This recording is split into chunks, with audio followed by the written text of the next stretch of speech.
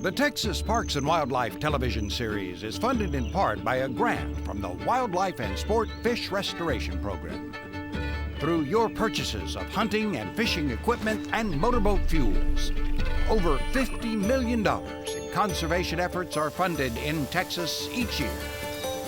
And by Texas Parks and Wildlife Foundation, helping to keep Texas wild with the support of proud members across the state. Find out more at tpwf.org. Additional funding provided by Ram Trucks. Guts, glory, Ram. Coming up on Texas Parks and Wildlife. There are not many sites like this for spoonbills and egrets to nest in. We know lizards were here at one time. There she is. We're looking at reintroducing Texas horned lizards onto areas where they once existed, but now they're gone. It's the heart of the Soto we can eat and be surprised how sweet it is.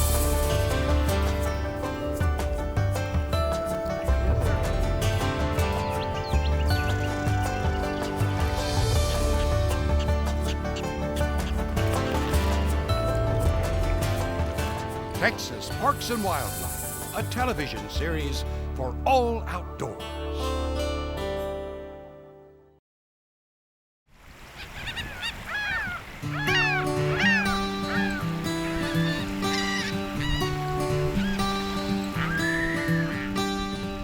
Here we go, the Bolivar Flats Shorebird Sanctuary.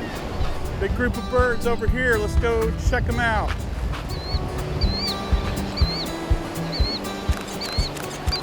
Oh, look at that, flying in. Boom, cool.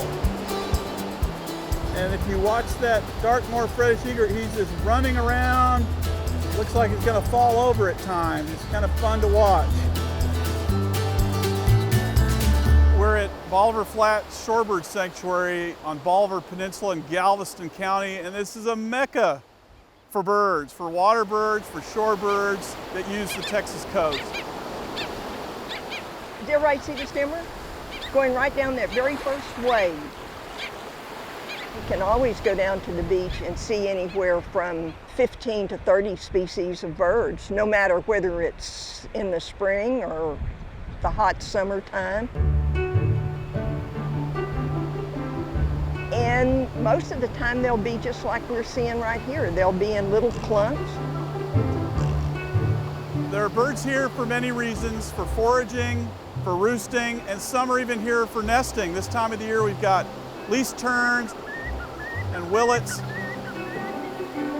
I see it. The least tern went back to the nest. Oh, good, good. Yes, excellent. You can see that it's pretty small, but notice the white forehead and the yellow bill. He's our only tern that's going to have that very sharp, small yellow bill with that white forehead. The nesting birds here are very sensitive, and what we recommend is that you fish, swim, and play at 50 yards away. Keep your distance, let the birds have some space.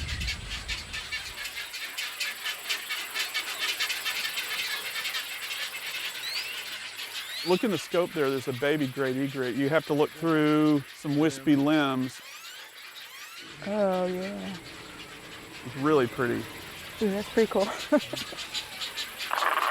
The rookery here in Highland is unique because it allows bird watchers to get really close. Trails are carved for easy walking. There's platforms and viewing decks that make it really easy to set up your camera or your scope.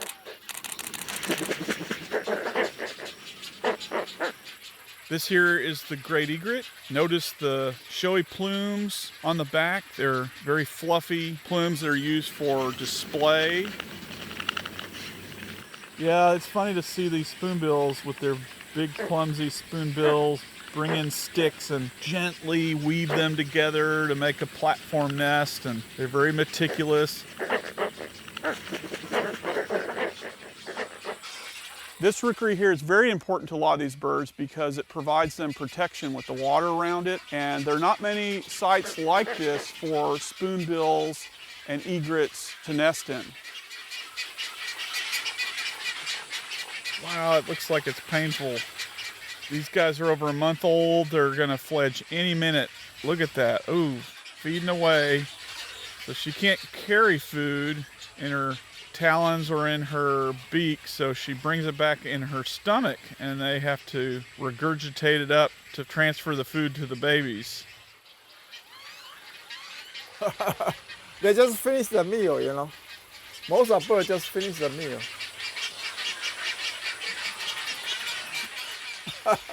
In the United States, this is probably the best one. And I heard probably the best in the whole world.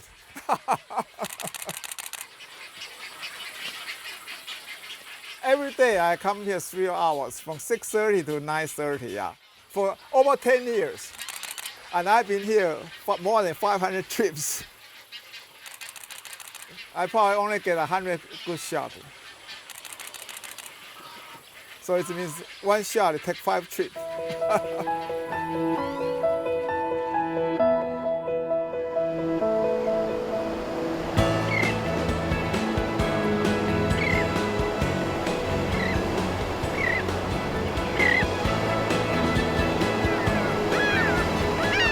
The coast is so rich with bird life. It's great birding year-round, every day of the year. There's so many varied habitats and just so many neat birds. It's one of the #1 hot spots in the country, if not the world, to see birds.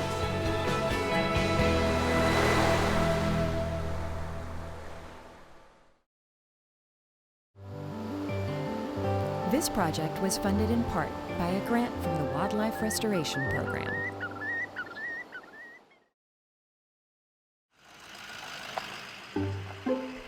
We're at the Muse Wildlife Management Area, and this is the site that we've chosen to evaluate the feasibility and the success of a translocation of wild-caught Texas horned lizards.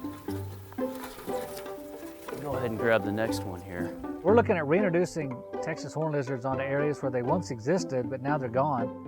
We've had a lot of interest over the years in reintroducing lizards to properties, and we've never really looked at the feasibility of even doing that. Will they survive? Where do they go? What will happen? So we're trying to just see if it's possible. Okay, let's get the weight on this lizard. 64. These horned lizards were collected from roadsides on private properties southwest of San Angelo. Okay, good. Several private ranchers donated and want to be a part of this project. The lizards go into that predator-proof enclosure so they can acclimate first. We call that a soft release. We've done quite a bit of brush work out here to make the habitat more suitable for lizards, but they need a somewhat sandy type soils. They need a good supply of harvester ants. That's the primary diet of horned lizards.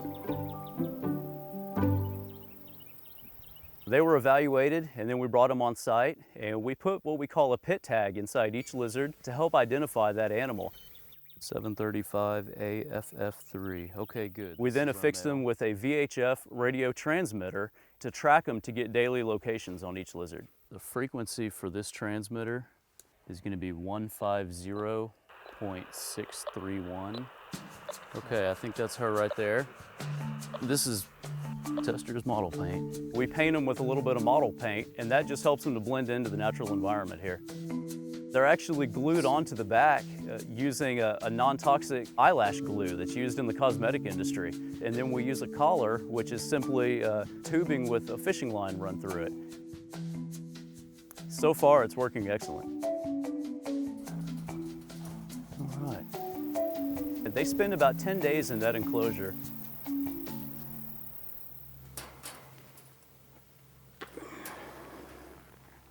At this point, we let them disperse on their own and we begin our daily tracking.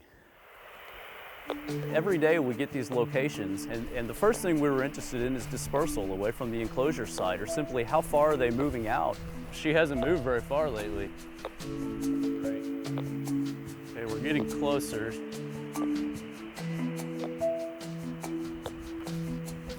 Yep, there she is. Go ahead and get her GPS location. Okay, you got that? Yes, sir. Later in the day, I come in and I plug that into the computer, and we can already start looking at habitat use. These horned lizards use lots of different types of habitat. We have had some predation. It's always sad to lose another horned lizard, but it's a learning opportunity for us to see what's harmful to them. And as we learn more about what's killing these lizards, we'll try to avoid that in future releases. We know lizards were here at one time. There she is. Everybody grew up with them, so it's kind of an iconic animal they grew up with, and now they're not there. People, really want to know why we can't bring them back. 25.8. There have been very few research studies dealing with Texas horned lizards, learning about their habitat use and really what they need in the wild. Horned lizard habitat is good quail habitat, and it's good turkey habitat, and generally good deer habitat. So it's another way to educate people on the importance of just good habitat management. This way. Probably it'll be several years down the road before we really know what's going to happen here, but we're very optimistic. We've actually seen weekly increases in body weight for both males and females. It's an indicator to us that they're finding enough to eat, so that's very important for us. We'd like to really restore these lizards back to much of the state where they're gone. That's kind of our ultimate goal.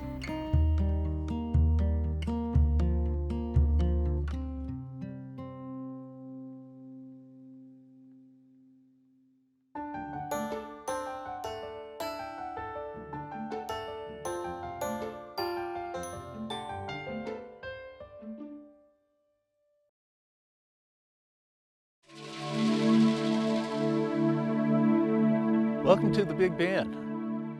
When people first come out here, they look at the harshness of the desert and think, how could anybody survive out here? But if you look closer at the plants and the diversity out here, you'd realize that everything we need is right here all around us.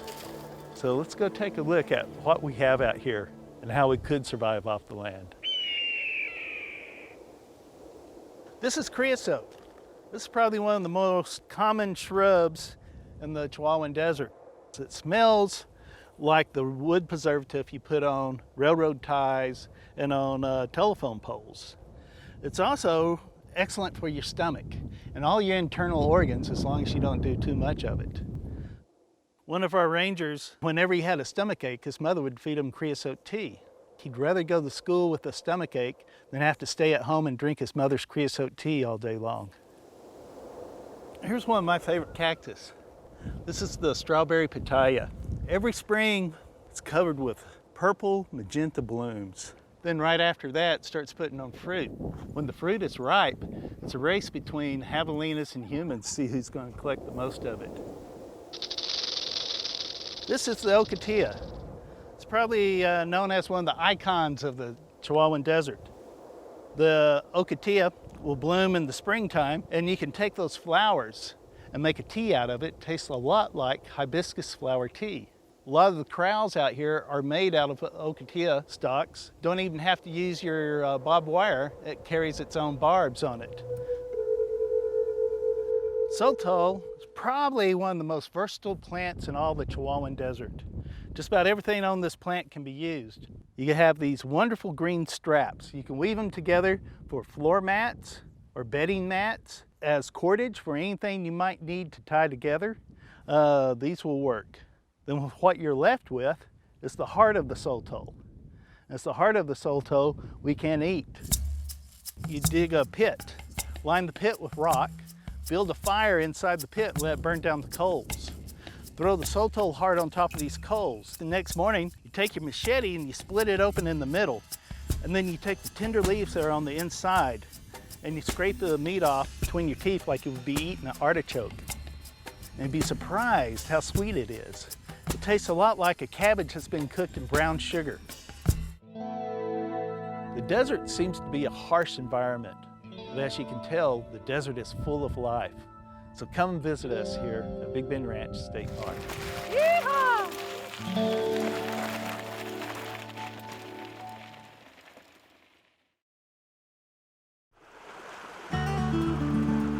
In the cool running streams of the Texas Hill Country, where the water is clear and virtually undisturbed, there is a threat looming over one of the most important aquatic species that lives here. That species is the state fish of Texas, the Guadalupe bass.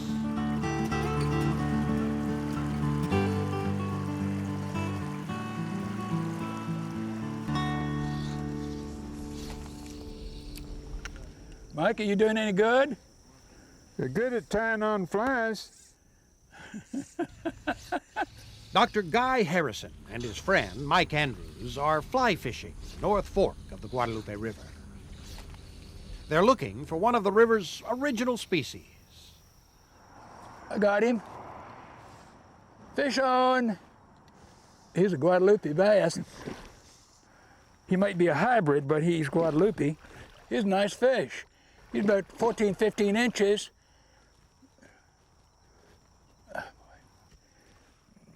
And I didn't know that I had him hardly until I really felt him, because he didn't make much of a splash. He just kind of sucked it under. Want some water through your gills here so you can go. He put up a nice fight. Put up a nice fight.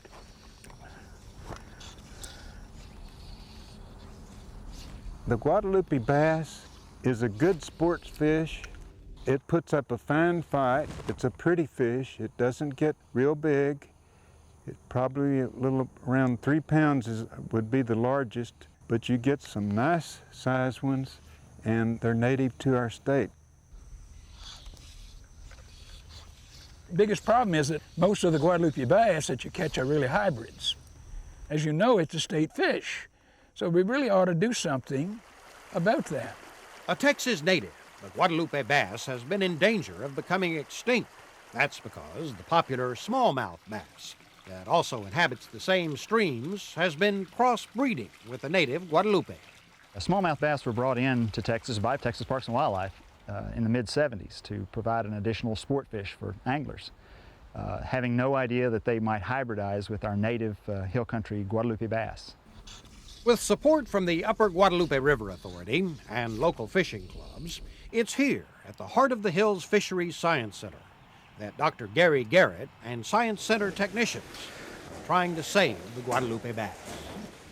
The problems with the hybridization of Guadalupe bass were actually discovered back in the late 70s. Late 80s, I got involved in it, and we did a range-wide survey to just determine the extent of the problem, and we found, to our dismay, that it was quite extensive. We were fairly certain if we didn't do anything, we would lose the fish entirely. This species would go extinct.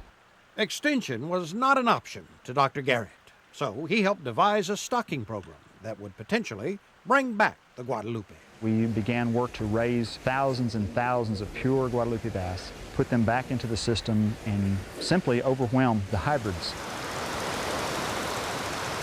Let's go get them, Shane. Fisheries technicians Shane Pavlicek and Cray Arns are fishing for Guadalupe bass at several spots along nearby Johnson Creek.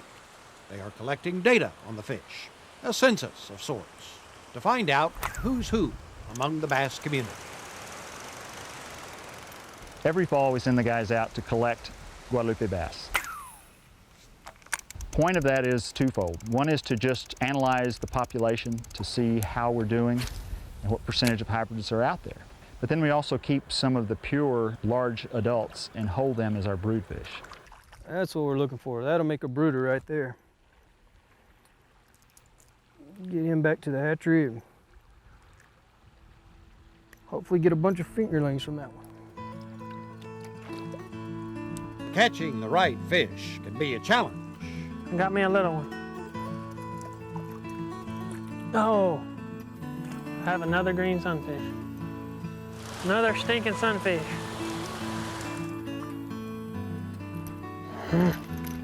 Another green sunfish.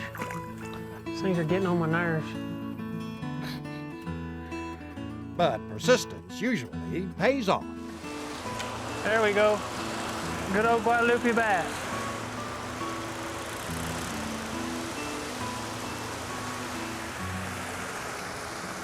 Right there at my thumb is a brown tooth patch, and that's one of the ways of identifying the Guadalupe bass. After the fish are caught, they're brought back to the research center. There we note location they were caught in, how many from each location, and each fish is injected with an internal tag. 260. So each of these fish are individually identified, and we take fin clips off of the fish for analysis.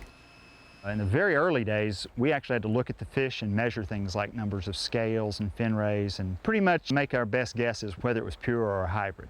But today we use the latest technology, and that's DNA analysis. And we can tell not only if it's pure or not, we can tell if it was a back-crossed hybrid. We can tell a lot about its genetic history. The other nice thing about this technology is we don't have to kill the fish to find out what's going on with them. We can literally just cut a little bit of their fin, the fish are just fine. Once the DNA testing is completed, the pure Guadalupe bass are separated from the hybrids back at the Science Center. They'll be held through the winter months until spring. That's when mating pairs will be matched and moved to the ponds for spawning.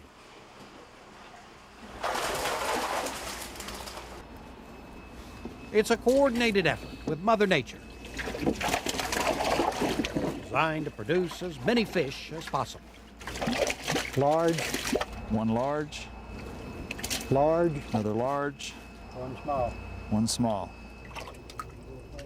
And the critical stage is actually getting the fish out into the ponds and getting a successful spawn. We've got to time it just right. If we put the fish out too early and we get a late norther, we can lose everything. So it's a real balancing and timing act to get it just right. Fisheries technician Bobby Winnicky grew up near the Science Center. He's been familiar with the state fish practically all his life. Whenever I was a kid growing up, I used to fish the Johnson Creek, and we used to catch a certain little bass, and we always called it a river bass. But then I found out that they had the real name of a Guadalupe bass. Part of Bobby's job is to manage the productivity of the ponds. But the Guadalupe thrive in fast water, and getting them to spawn in open ponds wasn't easy. Until the creation of the Guadalupe Bass Condo. It seems like they want to hang around rock ledges, under rocks, and that's where we pick up most of our fish. We more or less decided to come up with a condo that you set in a pond that they would feel more secure. I think it's probably a 95% difference in just letting them go in a pond without any cover. When the male has successfully attracted a female to the bass condo, she could lay up to 9,000 eggs, which will only take a few days to hatch. The male will remain at the nest to protect the young from would-be predators. After 3 months, the ponds are drained. The broodfish are saved for future restocking efforts, but the fingerlings will be moved to their new home in Johnson Creek. We don't want to stock them at too small of a size because they'll just basically we'll be just putting fish food out in the river. We want them to be large enough to fend for themselves and have a fairly good chance of survival. Once we get to the creek, what we do is find good locations, good habitat, good hiding places, and the kind of places that Guadalupe bass are designed to hide in. They know, they recognize this is where I belong, and they'll move right into their habitat. We're putting them in slowly so that they can adjust to this new environment. We're working with the state fish of Texas here. So that's, it's kind of a one-of-a-kind deal. The plan for the program is to stock intensively for 5 years. What I want to do is put 250,000 fish in the Guadalupe River and its tributaries every year.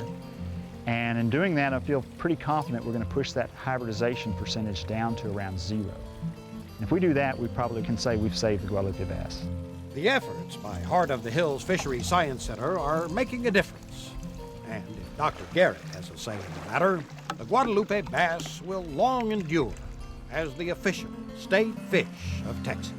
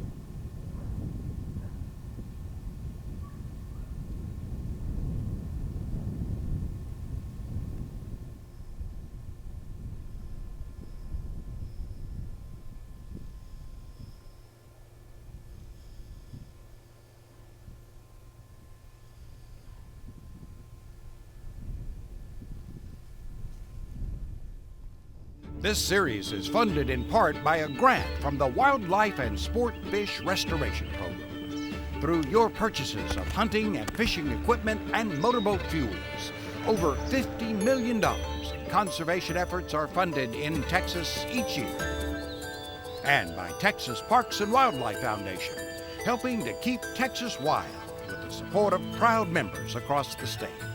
Find out more at tpwf.org. Additional funding provided by Ram Trucks. Guts, Glory, Ram.